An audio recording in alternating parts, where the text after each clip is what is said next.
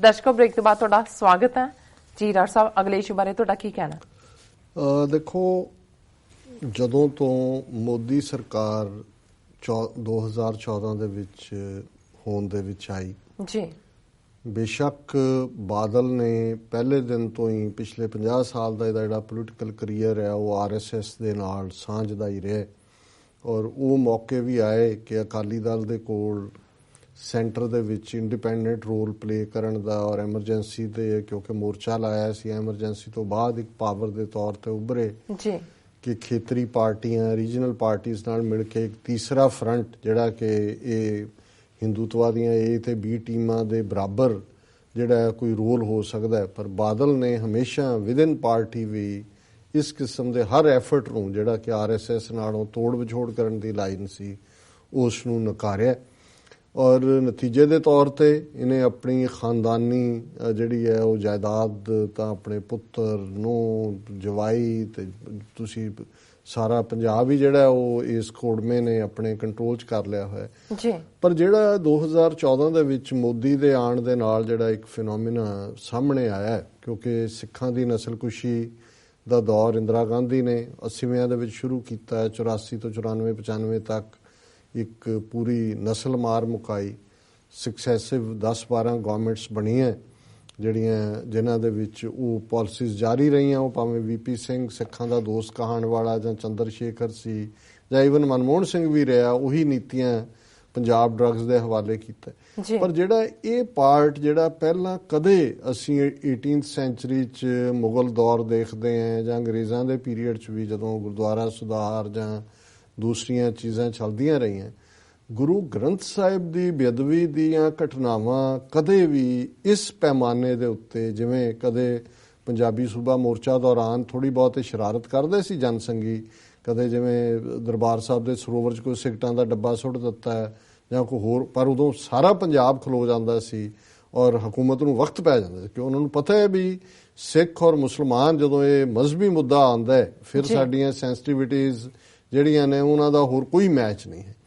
ਲੇਕਿਨ ਜੋ ਦੌਰ ਹੈ ਬੁਰਜ ਜਵਾਹਰ ਸਿੰਘ ਵਾਲਾ ਤੋਂ ਗੁਰੂ ਗ੍ਰੰਥ ਸਾਹਿਬ ਦਾ ਸਰੂਪ ਗਾਇਬ ਕਰਨ, ਫਿਰ ਜਿਵੇਂ 100 ਤੋਂ ਜ਼ਿਆਦਾ ਘਟਨਾਵਾਂ ਲਗਾਤਾਰਤਾ ਨਾਲ ਹੋਈਆਂ, ਔਰ ਜਦੋਂ ਹੁਣ ਪੰਜਾਬ 'ਚ ਇੱਕ ਪਾਸੇ ਪੂਰਾ ਸਭ ਦਾ ਜ਼ੋਰ ਹੀ ਚੋਣਾਂ ਦੇ ਉੱਤੇ ਲੱਗਾ ਹੋਇਆ ਹੈ, ਉਹਦੇ 'ਚ ਅਸੀਂ ਦੇਖਦੇ ਹਾਂ ਕਿ ਵੀ ਇਹ ਘਟਨਾਵਾਂ ਕਿਵੇਂ ਤੇਜ਼ੀ ਦੇ ਨਾਲ ਦਿਨ ਵੱਧ ਰਹੀਆਂ, ਔਰ ਖਾਸ ਤੌਰ ਤੇ ਦਰਬਾਰ ਸਾਹਿਬ ਦੇ ਹਵਾਲੇ ਇੱਕ ਘਟਨਾ ਜਿਹਨੂੰ ਕਿ ਇਹਨਾਂ ਨੇ ਉਦੋਂ ਵੀ ਖੁਰਦ-ਬੁਰਦ ਵਾਂਗ ਬਣਾ ਦਿੱਤਾ ਸੀ ਕਿ ਜੀ ਸਵੇਰੇ ਜਦੋਂ ਕਿ ਮਹਾਰਾਜ ਦੀ ਸਵਾਰੀ ਆਉਂਦੀ ਹੈ ਔਰ ਪੀੜਾ ਸਾਹਿਬ ਦੇ ਉੱਤੇ ਪ੍ਰਕਾਸ਼ ਹੁੰਦਾ ਦਰਬਾਰ ਸਾਹਿਬ ਦੇ ਅੰਦਰ, ਇੱਕ ਜਿਹੜਾ ਬੰਦਾ ਜਿਹਦਾ UP ਨਾਲ ਸੰਬੰਧ ਸੀ ਉਹ ਜਿਹੜਾ ਪੀੜੇ ਦੇ ਉੱਤੇ ਬਹਿ ਗਿਆ ਸੀ ਜਾ ਕੇ, ਔਰ ਉਹਨੂੰ ਜਦੋਂ ਕੀਤਾ ਔਰ ਉਹ ਬਾਅਦ 'ਚ ਹੋਇਆ ਜਿਹਨੇ ਨਹੀਂ ਇਹਦਾ ਦਿਮਾਗ ਖਰਾਬ ਸੀ, ਇਹ ਉਹ ਸਾਰਾ ਜਿਹੜਾ ਹਾਲਾਂਦਾ ਐਡਰੈਸ ਨਿਕਲ ਆਇਆ, ਦੂਜਾ ਹੋ ਗਿਆ।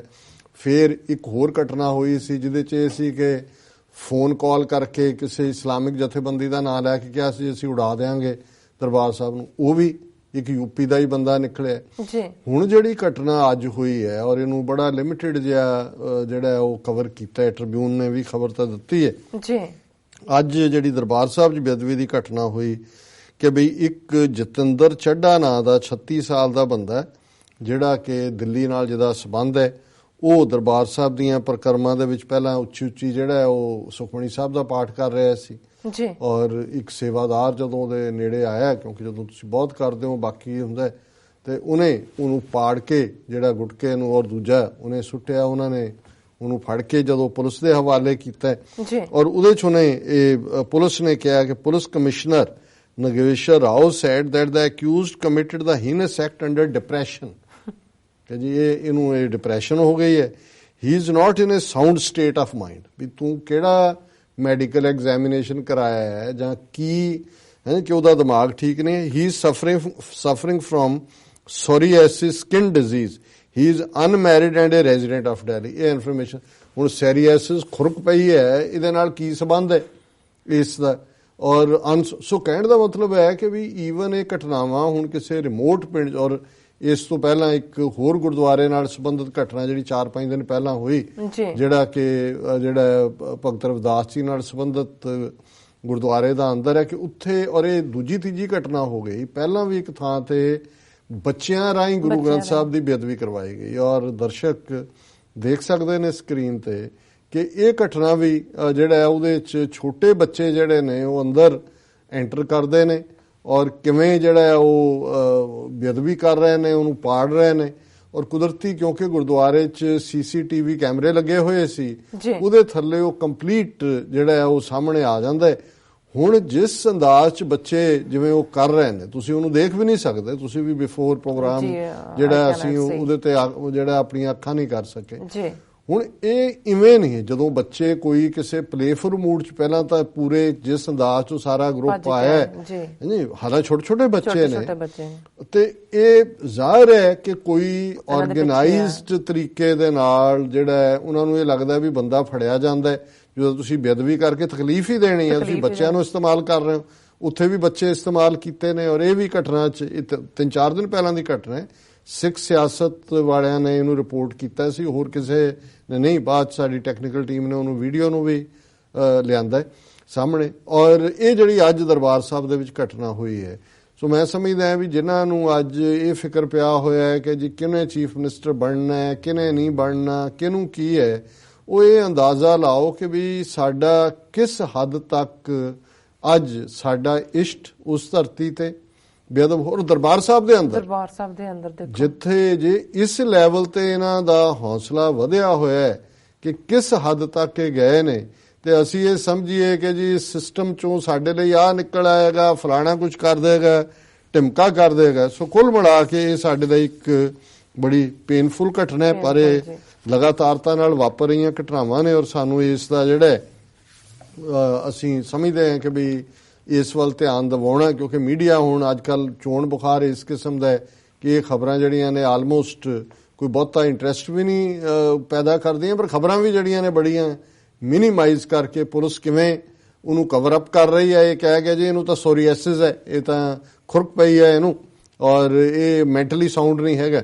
ਹੁਣ ਬਾਕੀ ਕਿਸ ਹੱਦ ਤੱਕ ਓਵਰਆਲ এনवायरमेंट ਹੈ, ਇਹਨਾਂ ਦੇ ਮੀਡੀਆ ਦੀ ਖਬਰ ਹੈ। ਹੁਣ ਪਿਛਲੇ ਦਿਨਾਂ 'ਚ ਔਰ ਅਸੀਂ ਉਹਨੂੰ ਇੱਕ ਸੈਗਮੈਂਟ ਡਿਸਕਸ ਕੀਤਾ ਸੀ ਕਿ ਬੰਬੇ ਹਾਈ ਕੋਰਟ ਦੀ ਜੱਜ ਨੇ, ਲੇਡੀ ਸੀ, 2 ਜਿਹੜੇ ਹਿੰਦੂ ਦਹਿਸ਼ਤਗਰਦ ਜਿਨ੍ਹਾਂ ਨੇ 2 ਮੁਸਲਮਾਨਾਂ ਨੂੰ ਮਾਰਿਆ ਕਿਉਂਕਿ ਅੰਦਰ ਉਹ ਲੈਕਚਰ ਸੁਣ ਕੇ ਆਏ ਸੀ, ਉਹਨਾਂ ਨੇ ਕਿ ਸੀ ਜੀ ਕੀ ਹੋ ਰਿਹਾ, ਤੇ ਉਹਨਾਂ ਨੇ ਉਹਨਾਂ ਨੂੰ ਜ਼ਮਾਨਤ ਇਹ ਕਹਿ ਕੇ ਦੇ ਦਿੱਤੀ ਕਿ ਜੀ ਉਹ ਜਿਨ੍ਹਾਂ ਨੇ ਮਾਰਿਆ ਉਹਨਾਂ ਦੀ ਕੋਈ ਨਿੱਜੀ ਦੁਸ਼ਮਣੀ ਨਹੀਂ ਸੀ, ਜਿਨ੍ਹਾਂ ਨੂੰ ਮਾਰਿਆ ਉਹ ਤਾਂ ਭੜਕ ਗਏ, ਇਸ ਲਈ ਇਹ ਜਿਹੜਾ ਉਹਨਾਂ ਦੀ ਕੋਈ ਇੰਟੈਂਟ ਨਹੀਂ ਸੀ ਮਾਰਨ ਦੀ। ਹੁਣ ਇਸ ਗੱਲ ਦੇ ਉੱਤੇ ਜਿਹੜੀ ਹੈ UK ਇੰਗਲੈਂਡ ਦੀ ਇੱਕ ਬਾਡੀ ਹੈ ਹਿਊਮਨ ਰਾਈਟਸ ਆਰਗੇਨਾਈਜੇਸ਼ਨ, ਉਹਨਾਂ ਨੇ ਇਸ ਦਾ ਨੋਟਿਸ ਲਿਆ, ਸਾਊਥ ਏਸ਼ੀਆ ਸੋਲੀਡੈਰਿਟੀ ਗਰੁੱਪ, ਔਰ ਉਹਨਾਂ ਨੇ ਕਿਹਾ the London based human rights organization South Asia Solidarity Group has strongly condemned Bombay High Court's recent judgment that appears to justify the murder of an innocent man committed as a result of communal hatred। ਉਹਨਾਂ ਨੇ ਕਿਹਾ ਜਿਹਦਾ ਮਤਲਬ ਇਹ ਹੈ ਕਿ ਵੀ ਹੁਣ justify ਹੈ, ਤੁਸੀਂ ਜਿਹਨੂੰ ਮਰਜ਼ੀ ਮਾਰ ਦਿਓ ਕਿ ਜੀ ਇਹ ਤਾਂ ਉਹਨਾਂ ਦੀ ਕਿਹੜੀ ਦੁਸ਼ਮਣੀ ਸੀ ਜੀ, ਉਹ ਜਰਾ ਭੜਕ ਗਏ ਸੀ। A press release issued by South Asia Solidarity Group said, shockingly, it suggests that a person's religion can be treated as a provocation। ਕਿ ਜੀ ਤੁਸੀਂ ਕਹੋ ਜੀ ਮੁਸਲਮਾਨ ਨੂੰ ਮਾਰਤਾ, ਸਿੱਖ ਨੂੰ ਮਾਰ ਦਿੱਤਾ, ਇਹ ਪ੍ਰੋਵੋਕ ਹੋ ਗਿਆ ਬੰਦਾ ਜੀ, ਕਿ ਉਹ ਇੱਕ ਡਿਫਰੈਂਟ ਲੁੱਕ ਕਰਦਾ ਸੀ ਇਸ ਲਈ ਉਹਨੇ ਮਾਰਤਾ, ਸੋ ਉਹਦੀ ਕੋਈ ਦੁਸ਼ਮਣੀ ਥੋੜੀ ਸੀ, ਉਹ ਹੀ ਗॉट ਪ੍ਰੋਵੋਕਡ।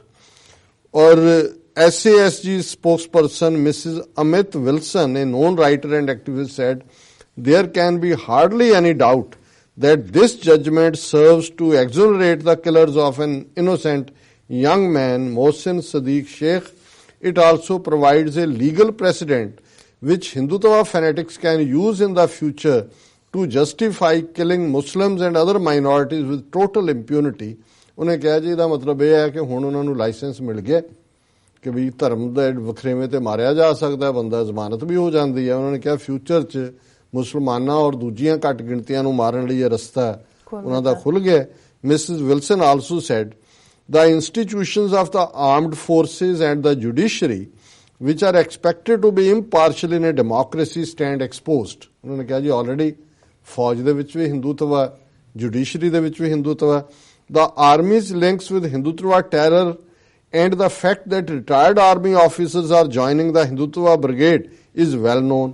Colonel Proth, ਜਿਹਨੇ ਉਹ ਸਾਰਾ ਮਾਲੇਗਾਂव ਕੀਤਾ ਔਰ ਹੁਣ ਧੜਾ ਧੜ ਜਿਹੜੇ ਇਹਨਾਂ ਦੇ retired general brigadier BJP join ਕਰ ਰਹੇ ਨੇ ਦਾ ਮਤਲਬ ਵੀ ਪਹਿਲਾਂ ਹੀ ਉਹਨਾਂ ਦੇ ਉਹ ਜਿਹੜੇ ਨੇ ਉਹਦੇ 'ਚ ਪਲਾਂਟ ਸੀਗੇ।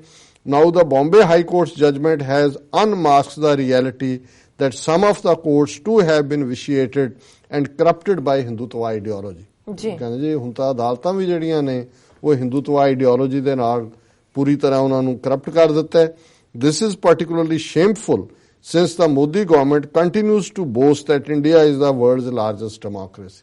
ਉਹਨਾਂ ਨੇ ਕਿਹਾ ਜੀ ਇਹ ਮਜ਼ਾਕ ਬਣਾ ਦਿੱਤਾ ਹੈ, ਇਹ ਤਾਂ ਦਾਅਵੇ ਕਰਦੇ ਨੇ ਕਿ ਜੀ ਅਸੀਂ ਜਿਹੜਾ ਉਹ ਸਭ ਤੋਂ ਵੱਡਾ ਦੁਨੀਆ ਦਾ ਲੋਕਤੰਤਰ ਹੈ। ਸੋ ਇਹ ਇੰਗਲੈਂਡ ਦੇ ਔਰ ਅਸੀਂ ਇਸ ਦੇ ਉੱਤੇ ਇਮੀਡੀਏਟਲੀ ਜਿਹੜਾ ਉਹ ਸੈਗਮੈਂਟ ਕੀਤਾ ਸੀ। ਔਰ ਜਿਹੜੇ ਲੋਕ ਹੁਣ ਇੱਕ ਪਾਸੇ ਦਾ ਜੁਡੀਸ਼ਰੀ ਦਾ ਇਹ ਹਾਲ ਹੈ ਕਿ ਉਹ ਜ਼ਮਾਨਤਾਂ ਦੇ ਰਹੇ ਨੇ ਤੇ ਜਿਹੜੇ ਲੋਕ ਉੱਥੇ ਰਿਪਰੈਜ਼ੈਂਟ ਕਰ ਰਹੇ ਨੇ, ਕਿੰਨੇ ਵਕੀਲ ਉੱਥੇ ਜਾਲੀ ਨੇ ਤੁਸੀਂ ਵੀ ਅੰਦਾਜ਼ਾ ਨਹੀਂ ਲਾ ਸਕਦੇ। ਜੇ ਮੈਂ ਤੁਹਾਨੂੰ ਪੁੱਛਾਂ ਕਿ ਇੰਡੀਆ 'ਚ ਕਿੰਨੇ ਵਕੀਲ ਜਿਹੜੇ ਕਦੇ ਲਾਅ ਕਾਲਜ ਨਹੀਂ ਗਏ, ਜਿਨ੍ਹਾਂ ਦੇ ਕੋਲ ਕੋਈ ਨਹੀਂ ਆ, ਕਿੰਨੇ ਪ੍ਰੈਕਟਿਸ, ਹੁਣ ਉਹਨਾਂ ਦੀ ਜਿਹੜੀ ਹੈ ਬਾਰ ਕੌਂਸਲ ਹੁੰਦੀ ਹੈ, ਬਾਰ ਕੌਂਸਲ ਆਫ ਇੰਡੀਆ ਨੇ ਉਹਨਾਂ ਦੀਆਂ ਵੋਟਾਂ ਪੈਂਦੀਆਂ ਨੇ ਬਾਰ ਕੌਂਸਲ ਲਈ, ਔਰ ਐਤਕੀ ਉਹਨੂੰ ਲੱਗਾ ਹੋਣਾ ਕਿ ਵੀ ਥੋੜੇ ਜਿਹੇ ਜਾਲੀ ਜੇ ਵੀ ਕੁਝ ਵੋਟਾਂ ਬਣ ਰਹੀਆਂ।